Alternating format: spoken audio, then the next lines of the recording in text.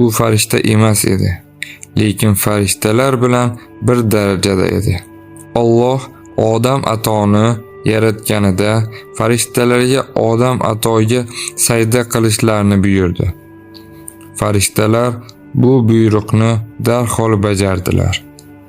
Shayton esa Allohga "Meni olovdan, odamni tuproqdan yaratding" deb javob berdi. "Men undan ustunman, uni hech qachon hurmat qilmayman" dedi. Bu Allohga ochiqchasiga qarshilik qilish edi. Ham katta bir hurmatsizlik edi. Alloh shaytondan g'azablandi va uni huzuridan haydab yubordi. Shuning uchun shayton odamni yomon ko'radi va odam atodan qasos olishni diliga tugib qo'ygandi. Lekin qanday?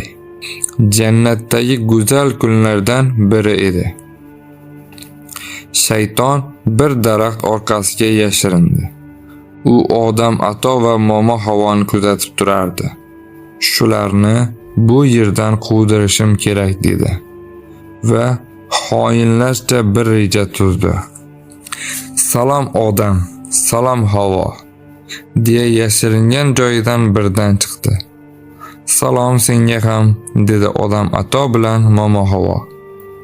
"Voh, sizlarga juda achinyapman" dedi shayton. "Nima uchun? Bizni nimamizga achinyapsan" dedi odam. "Tez kunda jannatdan ketarkansiz-a?" dedi shayton. "Biz ketarkanmizmi?" deya ajablandi odam. "Ha, shunday" dedi shayton. "Kuni kelib o'lasiz va bu yerdan ketarkansiz." "Bu yer jannat" dedi odam. "Bu yerda o'lim yo'q. Sizlar shunday deb o'ylaysizlar" dedi shayton. Odam qo'rqib ketdi. Momo havo esa undan ham ko'p qo'rqdi. "Lekin umuman tashvishlanmang. Buning bir yo'li bor" dedi shayton.